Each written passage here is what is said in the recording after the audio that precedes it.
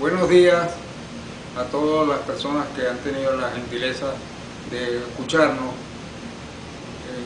La bienvenida la doy en nombre del Centro de Estudios Zuliano, del cual yo soy su director.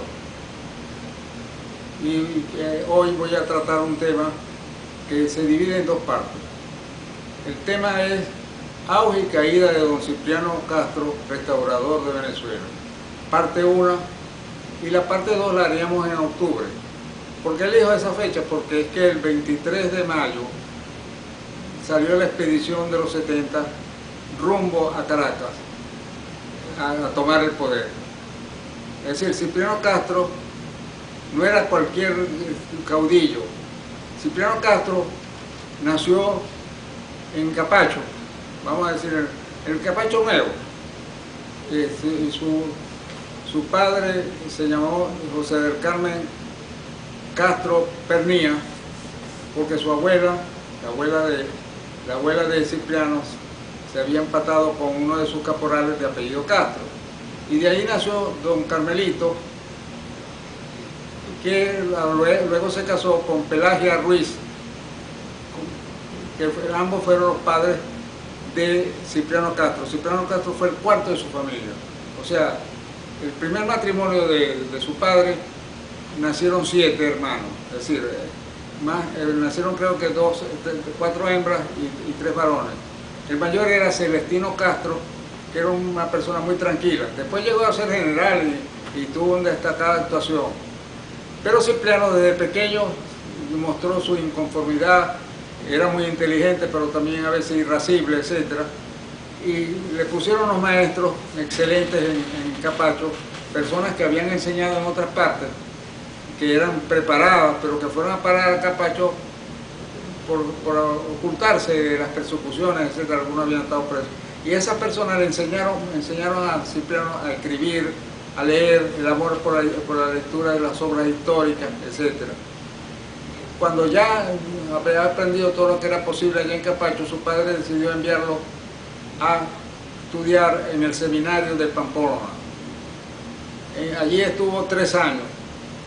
Ahora hay discrepancia entre los autores, porque Eleazar López Contreras dice que llegó un momento en que se portó mal y entonces le dijeron que tenía que irse y llamaron a su papá y su padre, don Carmelito, le ha dado unos cuerazos delante del rector del seminario. A partir de eso se compuso y siguió en el seminario, según unos historiadores. Son otros, de ahí salió rápidamente, lo enviaron a la hacienda del padre. El padre tenía una hacienda. Era gente modesta, pero seria, preparada, preocupada. Los andinos siempre se han preocupado, sobre todo los tachirenses, porque sus hijos estudien y se formen. Y ahí le estoy diciendo, yo estoy de alguna manera vinculado, porque Cipriano, el papá de Cipriano era Castro Pernía, porque la Pernía era una hacendada rica que quedó viuda y se casó, se empató luego con uno de sus caporales de apellido Castro. No le importó las cosas que pueden decir allá en el Táchira o en Capacho. La cuestión es que después que aprendió a leer, a escribir, a hacer las sumas, etc., aprendió todo lo posible con esos maestros y lo demás al seminario. En el seminario se dedicó a estudiar la historia, aprendió el latín, acostumbrado a hacer citas en latín, a veces no lo entendía su subalterno, y sobre todo leía mucho.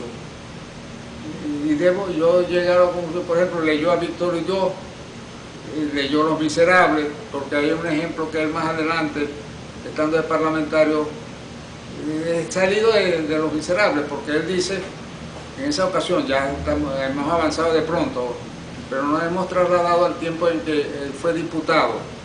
Él llegó a ser diputado con seriedad, él estaba convencido de que la misión que tenía que completar como representante del pueblo los demás se reían de él, porque entonces estaban acostumbrados que llegaban, pedían aprobar el informe del presidente y levantaban la mano. Cipriano no, un momentico, vamos a estudiar, a leer, tienen que dejar leer el informe y ver qué hay que ver allí. Ellos se reían porque al fin y al cabo él era muy, aparte de buen orador, tenía mucho conocimiento y a veces pues ¿quién podían estar los demás allí presentes? Había el destacado, pero otros no. Bueno, entonces él puso este ejemplo, porque empezó a que investigaran a Guzmán Blanco, porque habían comprado un barco y el barco costó tal cantidad y había un sobrante, y ¿a dónde estaba el sobrante? ¿Quién se cogió el sobrante? Entonces él dijo lo siguiente: si un pobre miserable que se está muriendo de hambre le quita el pan a alguien, inmediatamente lo detiene, lo procesa y lo condena. Ah, pero aquí a los que se apoderan del dinero del pueblo, lo que hacen entonces es celebrarlo y darle prerrogativas, etc. No, eso no puede ser. O sea, ese es el tipo de que era Cipriano. Entonces volvamos al tiempo en que dado que había salido del seminario, su padre le montó un comercio en San Cristóbal, un pequeño comercio. Luego entonces de ahí salió a trabajar con Van Diesel. Había una empresa Van Diesel en San Cristóbal que se llamaba Botica Alemana. Ahí estuvo como dependiente en la Botica Alemana. Debió aprender algo de farmacia, ¿no? Y de ahí vino entonces, se metió en la política y entonces empezaron las veces en que se ganaba una batalla o perdía otra. Bueno, él nunca perdió ninguna batalla, hablando en serio, sino los enfrentamientos políticos porque en San Cristóbal, en el Táchira, habían los lagartijos y los langostas. Así como ahora dicen ¿cómo es que dicen ahora los que son los disidentes? Los alacranes. No, allá eran lagartijos y langostas. Entonces, a veces estaban con los lagartijos y a veces estaban en contra de los lagartijos. Es decir, es una época muy compleja, ¿no? Pero hay un incidente que hay que decirlo, pues fue la primera vez que fue a la cárcel. Según Mariano Picado Sala, él vino, hubo un malentendido con un sacerdote. Que el sacerdote venía siendo tío de un señor, de un joven, pues, que le había prometido matrimonio a una muchacha de nombre Florinda. Florinda era hermana de Cipriano.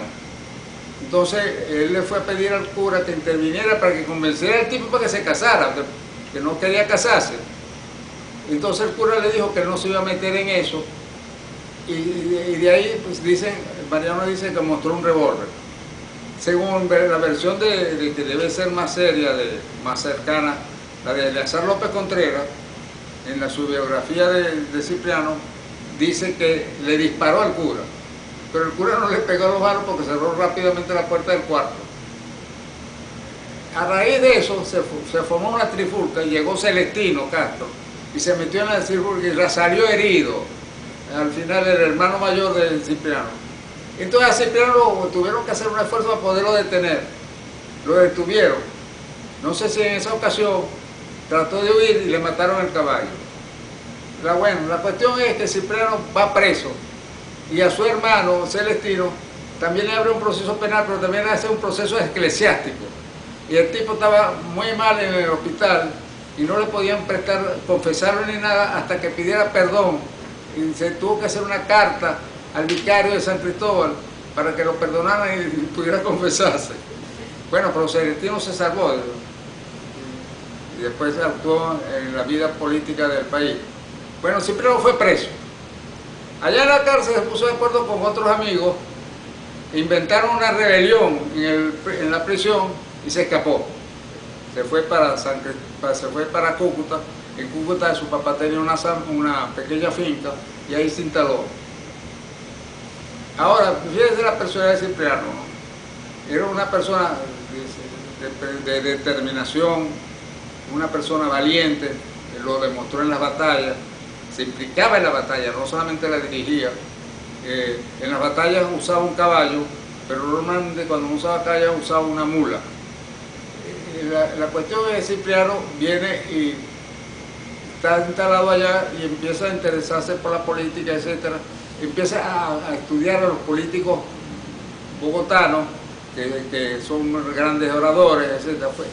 Y se implica en la política de esos enfrentamientos, no sé si terminó siendo primero lagartijo o langosta. La cuestión que había un amigo de él, Carlos Rangel Garvira, hijo de otro político.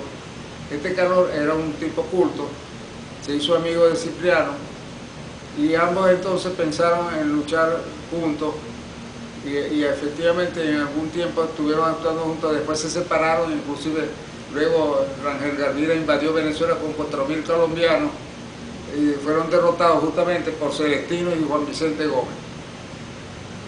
Pero también aquí entra el otro personaje que no hemos mencionado, Juan Vicente Gómez. Algunos dicen que Cipriano conoció a Juan Vicente Gómez, que era como 1 año o 2 años mayor que él, en un funeral, el funeral de un general. No, dice Eliezer López Contreras, que en realidad se conocieron en un sitio donde habían peleas de gallo. O sea, Cipriano tenía, ellos hablan ahí, de una cuerda de gallo, y Juan Vicente tenía otra cuerda de gallo también, y jugaron juntos, y no sé si fue adrede o no, pero ganó Cipriano, porque Juan Vicente tenía interés en conocer a Cipriano. Bueno, se hicieron muy amigos, incluso pues fue compadre y estaban juntos, y que como dice Eliezer López Contreras, si no es por don Cipriano, ni Gómez ni yo hubiéramos sido presidentes.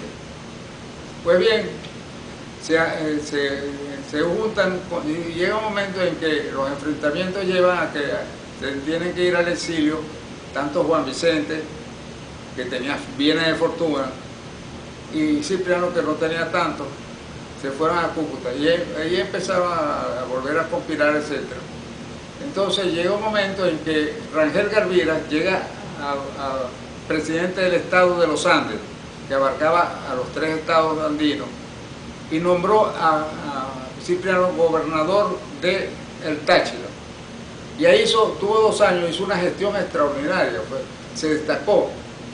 Cipriano en esa época no bebía, no era aficionado a la bebida, era una persona austera, etc. Y bueno, gobernó muy bien el estado Táchira.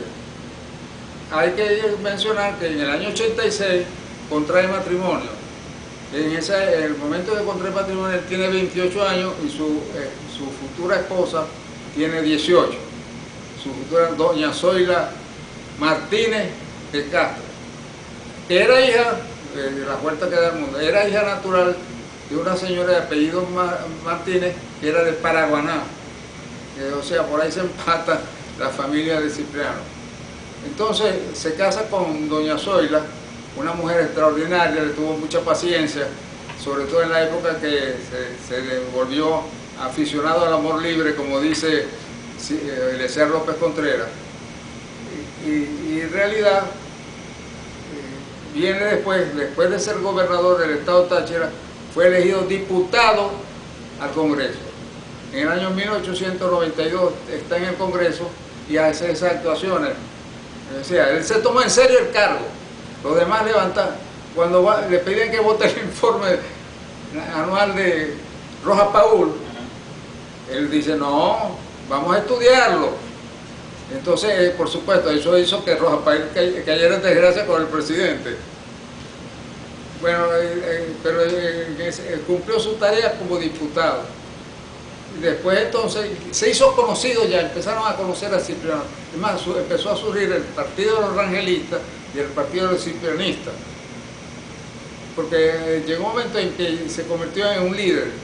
Es más, hubo alguien que cuando se empezó a hablar, estamos hablando ya en la época que está gobernando Joaquín Crespo. Joaquín Crespo empiezan el sucesor de Joaquín Crespo. Él apoyaba a un señor de apellido Castillo, pero hubo gente que quería que postulara a Cipriano como candidato a la presidencia. Él contestó que él no se considera capacitado para ser presidente. En una carta agradeció, me agradezco eso, pero total que el hecho de eso provocó que hubiera una cierta enemistad de Joaquín Crespo con él. Entonces llegó un momento en que dicen, sí, Eleazar López Contreras dice que no es verdad lo que le atribuyen a Joaquín Crespo, que era un tipo moderado, muy cuidadoso de sus palabras, pero dice que el caudillo que era Joaquín Crespo dijo en una ocasión, ese indiecito, refiriéndose a Cipriano, ese indiecito no cabe en su cuerito, porque tenía mucha soberbia, según él. Ahora, atribuyen a través de los Castro, la vinculación, a Cipriano lo llamaban el motilón, porque que tiene rasgos indígenas. Ahora pueden ver las fotos que hemos hecho y ver, hay una foto muy interesante, cuando Cipriano tiene 25 años, de la mirada de Cipriano, etc. Y hay otra foto en donde tiene 17 años, también muy bien, y hay una foto cuando está de seminarista. Y resulta que Cipriano, esa foto la tenía su hermana Nieve, y trató de recuperarla, pero nunca Nieve le quiso entregar la foto, porque no quería que vieran la foto de él como seminarista. Pero bueno, la cuestión es que Cipriano regresa y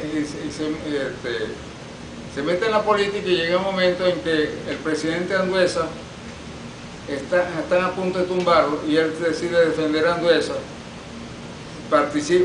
dirige unas tropas, toma nada menos que San Cristóbal y luego toma Mérida, se instala en Mérida, pero Andueza viene y se retira del poder, y lo dejó guindando, como dicen ahora, colgando de la brocha. Tuvo que salir al exilio, y llega un momento en que lo que llamarían los franceses la traversée du désert, la travesía del desierto, en donde pasa 7 años retirado de la política, es decir, no retirado de la política, retirado como funcionario o activista, pero escribe mucho. Él adquiere una hacienda que llama Los Vados. En esa hacienda empieza a escribir, le escribe cartas a todo el mundo, estaba como San Pablo, enviando epístolas todo el tiempo. Y iba gente a conversar con él, a entrevistarlo, a saber qué pensaba hacer. Entonces, bueno, llegó un momento en que el poder, a raíz de Joaquín Crespo, había impuesto a Andrade, hijo de un prócer, por cierto. Entonces, resulta que a Joaquín Crespo hay una rebelión, donde participa el Mocho Hernández, etc. Entonces sale a combatirlo. Entonces Joaquín Crespo le encantaba andar en un caballo blanco, con una percha blanca. Se puso a recorrer el campamento militar en la Mata Carmelera, ¿no? La Mata Carmelera son como pequeños bosques en el llano. Entonces a los francotiradores lo vieron y le dispararon sin saber que posiblemente era el presidente, ya no era el presidente, pero era el jefe de las Fuerzas Armadas, del ejército del gobierno, y lo mataron. Cayó ahí, bueno, pues eso llorando, lo llevaron los cadáveres, estuvo llevándolo creo que a Valencia, de Valencia a Caracas, en fin. Entonces Andrade se quedó sin el apoyo. Andrade no tenía ninguna experiencia militar, el pobre Andrade, entonces quedó aislado, y entonces viene y pasa a raíz de eso, Andrade quiere quedarse en el poder, porque esa es la costumbre. Resulta que alguien lo eligen presidente, y luego cuando dice, no, yo voy a estar solo un periodo, 4 años, cuando ya va por los 3 años y medio, dice, no, yo quiero quedarme porque, concha, no he podido terminar mi obra. Entonces, bueno, empieza a plantear la reelección, y entonces Andrade también empieza con eso, y llega un momento en que del otro lado está Cipriano Castro, pide una entrevista para reunirse con Andrade. Entonces va modestamente, humildemente a la audiencia, y Andrade lo tiene pretermitido, pasan otros y no lo pasa él, y cuando lo pasa apenas lo escucha. Bueno, hasta luego. Y salió furioso, le dijo al que lo estaba esperando, me voy a la hacienda a traer los peones para tumbar a este. No lo hizo inmediatamente, tardó como 2 años, pero en 1899 Cipriano ya se reúne con Rangel Garvira, y entonces Rangel le dice, vamos a alzarnos los dos, pero va a haber un jefe civil y un jefe militar. Y le dice Cipriano, Así no funcionan los ejércitos. Debe haber un solo comandante. Si quieres tú o yo, pero solamente un solo comandante. Y decidió hacer su propia invasión. Entonces, unos historiadores dicen, por ahí tenía un libro que quería justamente, hay un historiador que escribió un libro sobre el Táchira, a principios del ese trae. Este libro lo escribió un Emilio Constantino Guerrero, el Táchira, físico, político e ilustrado. Entonces, él tiene una cita donde dice que la expedición de los 70,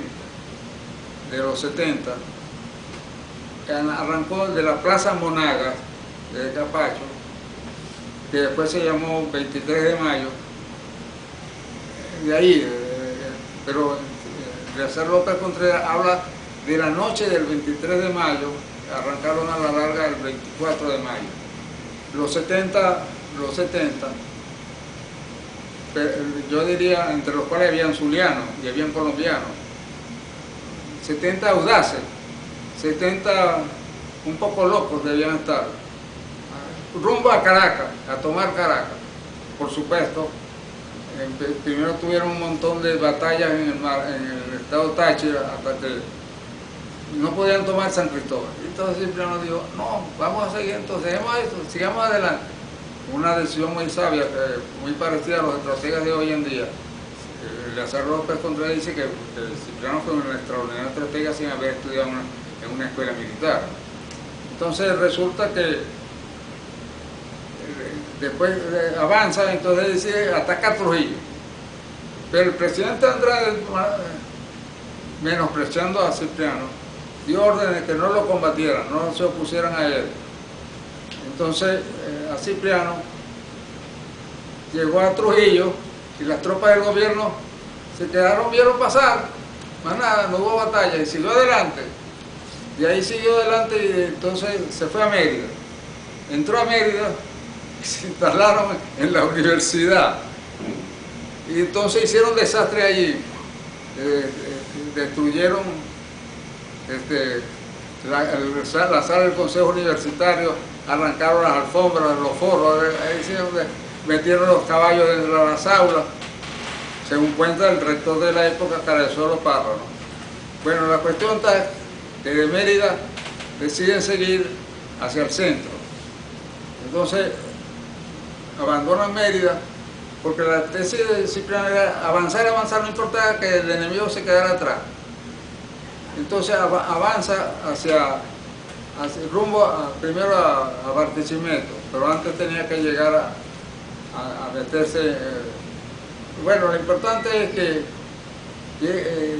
pasa por Barquisimeto también y sigue avanzando hasta que hay algunas batallas pequeñas, llega a Tocuyito, donde se da la gran batalla decisiva hasta cierto punto, porque en realidad el país estaba en manos del gobierno, tenían todos los recursos, él iba tomando los recursos que le daban los vencidos. Es decir, cuando él le llegaba un subalterno y le decía, presidente, necesito fusiles, presidente, necesito balas, vaya, el enemigo tiene las armas, vaya a quitárselas. Y así era la teoría de él. Las armas las tiene el enemigo. Inclusive su hermana Nieves le dijo, y Cipriano, iba a hacer esta expedición, no sé si fue Nieves o otra señora, pero usted va a hacer esa expedición con 70 personas mal armadas, las armas las tiene el enemigo. A eso se lo vamos a quitar. Bueno, entonces llega a la batalla de Tocuyito, hay 4.000 soldados de línea del lado enemigo, adversario, los del gobierno en ese momento, comandados por dos generales que no se entendían. O sea que estaba el problema que él ya había avisorado cuando Rangel Gabriel le dijo que tenía un comando dual. Entonces, y él tenía apenas 2.000 soldados. Y se empieza la batalla, él dirige la batalla montado en su caballo. En un momento dado el caballo lo tumba y se lesiona un pie. Entonces inmediatamente lo auxilian, ¿no? Entonces gana la batalla, porque los otros no se ponían de acuerdo. Decía, un general decía una cosa y el otro daba la orden contraria. Entonces los derrotó. Perdió 750 entre heridos y muertos, pero el enemigo perdió mucho más. Entonces, bueno, la batalla de Tocuyito fue decisiva. De ahí entonces avanzó y tomó Maracay. En Valencia estaban esperando al presidente Andrade. El presidente Andrade no se apareció. Entonces la oligarquía valenciana, con 2 o 3 generales, hicieron una comisión y fueron a Maracay y le dijeron a Cipriano que entrara a Valencia. Bueno, en Valencia lo recibieron muy bien y habían tenido una habitación preparada para Andrade y vinieron y se la dieron a Cipriano, ¿no? Con toda la comida y todo lo demás, y la bebida. Ahí debió probar el brandy Genesis, porque después se hizo aficionado al brandy Genesis. Ahí empezó la oligarquía valenciana a rodear a Cipriano, pero todavía no había probado el poder. Creyeron que lo iban a poder manipular. La cuestión está que empiezan las negociaciones entre el gobierno, que enviaba delegados. Pero Andrade enviaba 2 delegados, a cada uno le decía instrucciones distintas y se reunían con... Bueno, entonces envían a Matos, que era un banquero, uno de los hombres más ricos de Venezuela, en nombre de la negociación en representación de Andrade, y le proponen un tratado, un acuerdo en donde había unas cláusulas donde le daban poder al Cipriano y otras la dividían por el presidente. Y él le dijo, no estoy de acuerdo. Que se rinda a discreción, le dijo, que Andrade se rinda a discreción. Matos salió pero ese día que se reunió con Matos, le brindó un licor que dice Matos, que se pareció raro, le ofreció el licor que existe en los Andes, el Mistela, ¿no? La Mistela es el licor que es típico de los Andes, sobre todo de Táchira. Y había un señor que estaba acostado en un catre, ahí donde estaba Cipriano, y entonces el otro no quería hablar delante de esa persona, y le dijo, no se preocupe, ese es como mi hermano, era Juan Vicente Gómez que estaba ahí acostado, ese es como mi hermano, así que puede hablar con toda confianza. Bueno, total que Matos regresó, aparentemente fracasó. Entonces, pero entonces así a Andrade lo empiezan a traicionar su propia gente, a traicionarlo, empezaron a negociar algunos generales como Luciano Mendoza, etc. Porque las tropas enemigas estaban situadas cerca de ahí en la Victoria, ¿no? Entonces resulta que al final Cipriano accede a negociar. Él era así, de pronto irascible y decía tal cosa y después entonces se arrepentía y a alguien lo trataba mal y después lo nombraba ministro. Entonces resulta que vino y negociaron. Entonces en eso el presidente Andrade, que se vio perdido, nadie lo apoyaba, se fue a La Guaira, tomó un barco, lo llevó a las Antillas Inglesas. Entonces hubo un vacío de poder. Entonces el vicepresidente Víctor Rodríguez decidió que le iba a entregar el poder a Cipriano. Entonces se acordó, el 21 de octubre, se organizó el viaje de Cipriano a Caracas, llegó el 22, viajaron en tren, en el tren iba de un lado Cipriano y al lado de Juan Vicente, y enfrente llevaba a General Mendoza y a otros a los cuales él había derrotado y que eran los que pensaban derrotarlo a él los incorporó. Entonces entró con un ejército donde una parte eran los tachirenses, pero otra parte estaban los mochistas, estaban los del gobierno, era un ejército heterogéneo. Entró y en Caracas lo estaban esperando, lo recibieron como la gente celebró, etc. Y el 23 de mayo le entregaron el poder, Víctor le entregó el poder lo convirtió en jefe supremo del país. Ahora, si usted ve en una foto que está allí cuando Cipriano está recibiendo el poder, que ya es el presidente, que si usted ve en la cara pareciera como si hubiera sido derrotado. ¿Por qué? Tiene una mirada triste, porque Cipriano, dicen que por su antecedente indígena, Cipriano parece que quería entrar en una batalla triunfal a Caracas y negoció también que le entregaron el poder sin ninguna otra batalla, ¿no?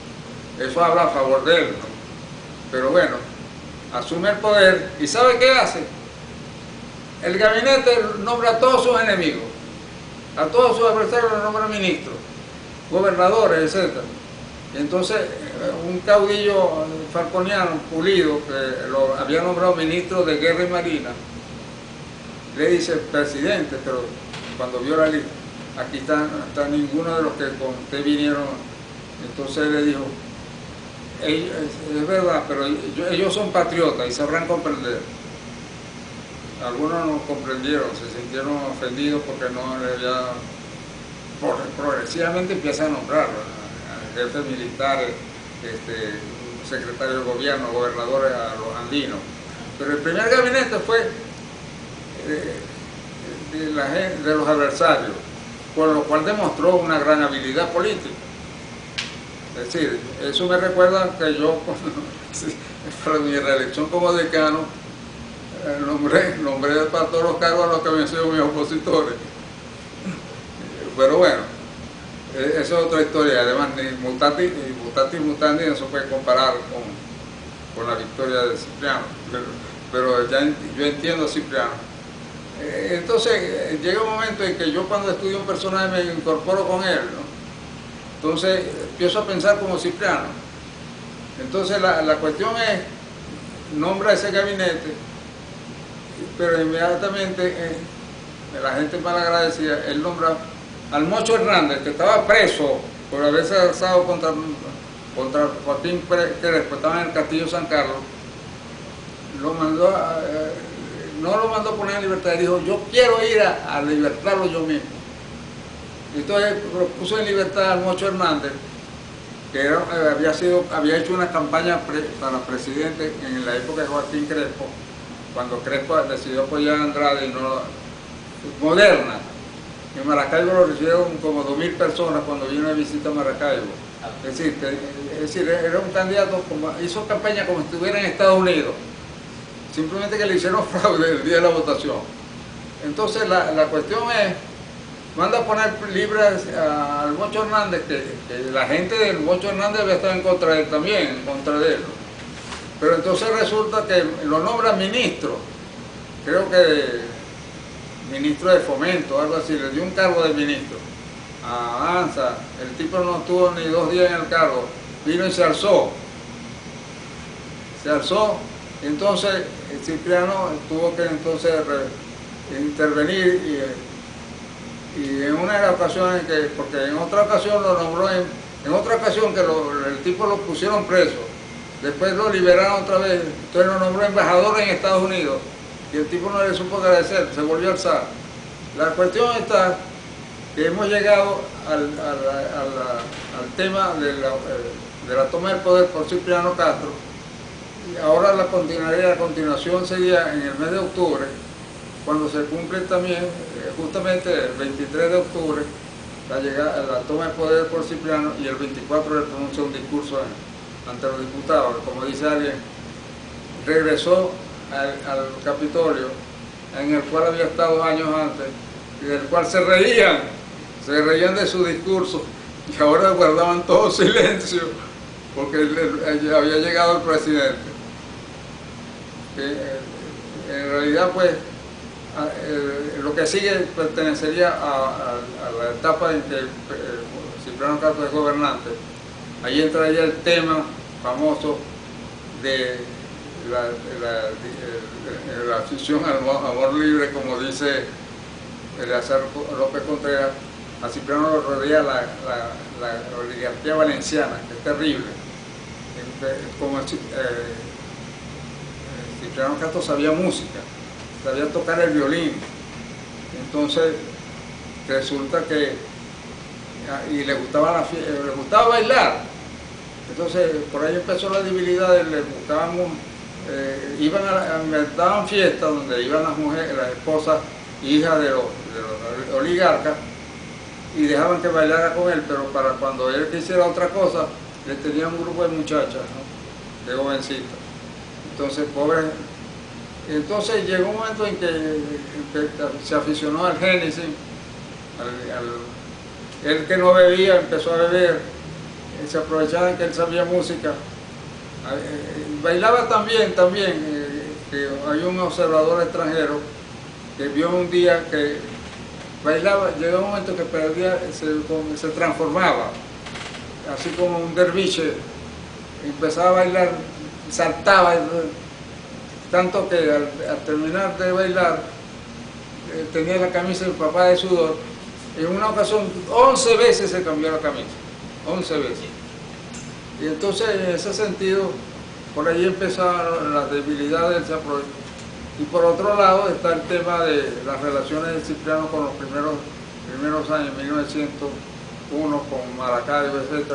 Pero eso pertenece a la otra conferencia. Y el otro tema que también se discute es el tema de la enfermedad. Ese es otro tema importante porque algunos historiadores hablan de que la operación que hubo en La Guaira no fue operación, sino que lo abrieron y después decidieron cerrarlo. Él lo que tenía, el problema grave de él era una fístula vesicointestinal que le molestaba mucho y que lo obligó a viajar a Berlín. No porque no... Yo tengo una pregunta y es relacionado un poco sobre esa polémica que hay sobre la enfermedad de Cipriano Castro. ¿Puede explicarnos un poco el debate que usted sostuvo con los médicos del centro en relación a la enfermedad de Cipriano Castro? Bueno, lo que pasa es lo siguiente. La operación de Cipriano se realizó en La Guaira, ahí tuvo los mejores médicos, estaba Revenga, estaba otro médico vinculado a la familia de mi esposa, de Lino de Clemente, en fin. El asunto es que vinieron y algunos dicen que la operación era para quitarle un riñón, la ablación de un riñón. Otros dicen que no le hicieron nada y cerraron la herida, y ya está, ¿no?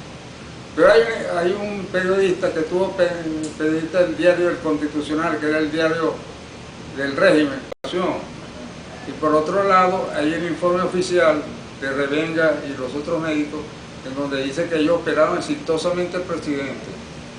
Ahora, ¿te mintieron? No sé.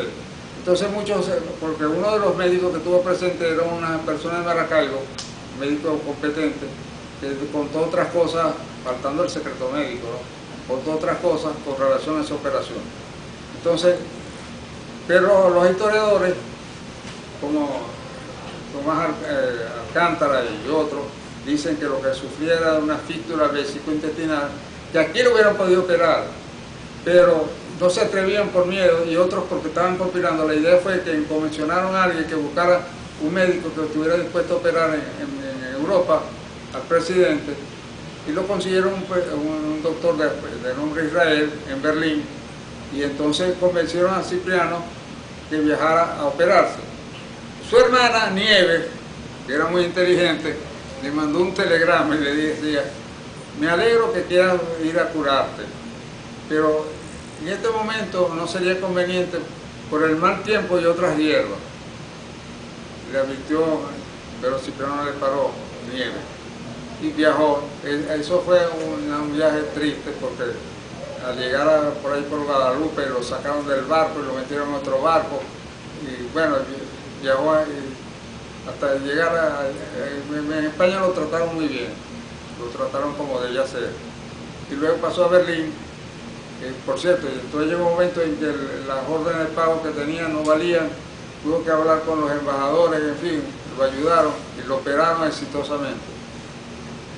Algunos dicen que lo que él tenía era producto de su francachela, que tenía sífilis. No, como dice un historiador, si hubiera tenido alguna enfermedad de esa, no hubiera vivido 16 años después de la operación, porque él vino a morir en el año 24, 1924, que estaba viviendo en Santurce, Puerto Rico. Tenía una hermana al lado que vivía en otra casa, entonces iba y comía en la casa del hermano y regresaba a la casa de él donde vivía leyendo. Y, claro, hubo un tiempo en que tuvo esperanza de conspirar contra su compadre. Él dijo que esa traición había sido horrorosa.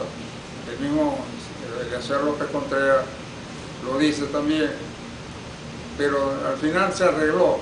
Es decir, yo creo que Cipriano le enviaba dinero, Gómez le mandaba dinero a Cipriano para que pudiera mantenerse. Eso sí, lo tenían vigilado, lo del imperio. En los archivos de Estados Unidos hay pocos personajes que tengan tantos informes de vigilancia que Cipriano Castro. Hay un episodio que quiero terminar, es la amistad con Eliezer López Contreras. Como decía Eliezer López Contreras, si no hubiera existido el presidente Cipriano Castro, ni Gómez ni yo seríamos presidentes. Resulta que, estando en la grita, se presentó un jovencito de apenas 15 años de edad que quería incorporarse a la expedición. Entonces, ese jovencito, Eliezer López Contreras, su padre había muerto, y quien ejercía como padre era el hermano de su mamá, que era sacerdote. El sacerdote fue a buscarlo y se lo trajo. Inmediatamente se volvió a escapar. Entonces volvió a buscarlo. Entonces le dijo Cipriano al sacerdote, al padre putativo: déjelo aquí, uno no sabe qué le reserva el porvenir. 35 años después llegó al presidente de los Estados Unidos de Venezuela. Entonces, en ese caso, por eso que Eliezer López Contreras escribió una biografía de Cipriano Castro, lo llama el presidente Cipriano Castro, donde da unas informaciones que desmienten a veces otras cosas que dicen otros historiadores, en otras coinciden. Pero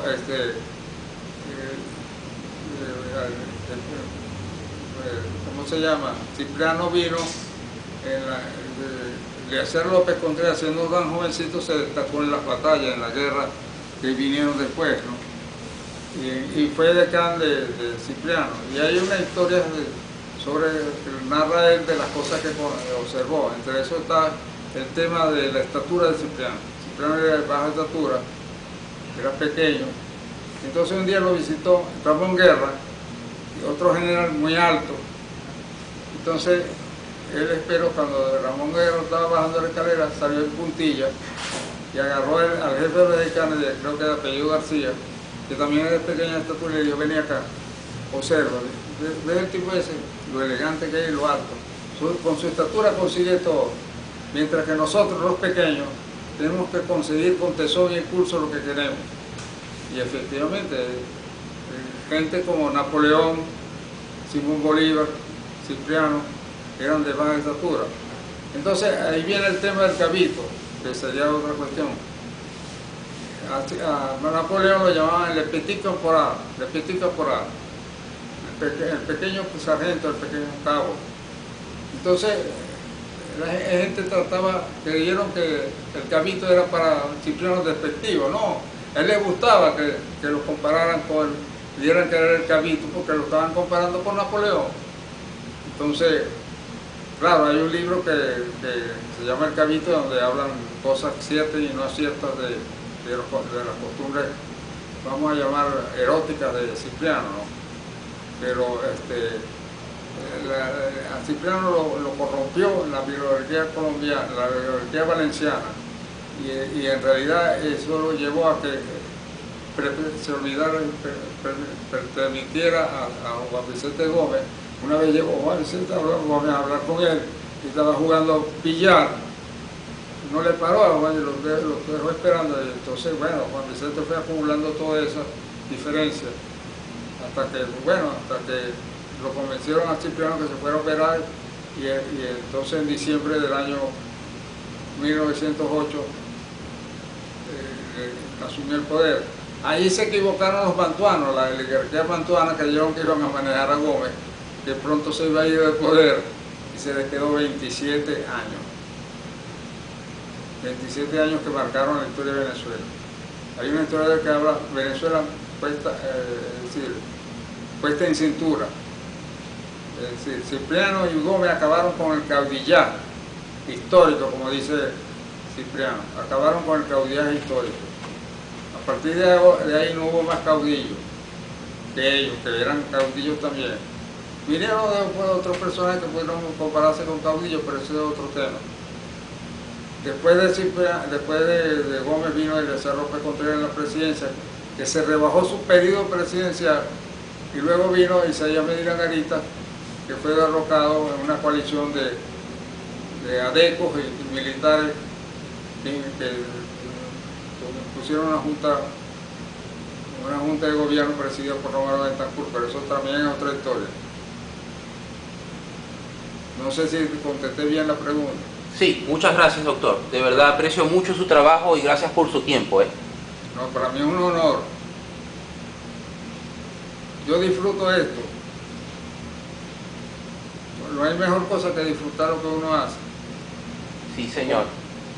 Como decía mi profesor Pedro Arcilio Barros de la Torre, no hay ningún bien que no sea, es decir, todo bien debe compartirse. Si podría despedirse de los espectadores. Bueno, muchas gracias. Nos vemos en octubre cuando veamos la segunda parte de la exposición que trata del auge y caída de don Cipriano Castro, caudillo restaurador de Venezuela. Muchas gracias. Muchas gracias. Sí. No, adiós. Sí. Eso se evita, ¿no? Sí, continúe. Bueno, resulta que miraron al bandido.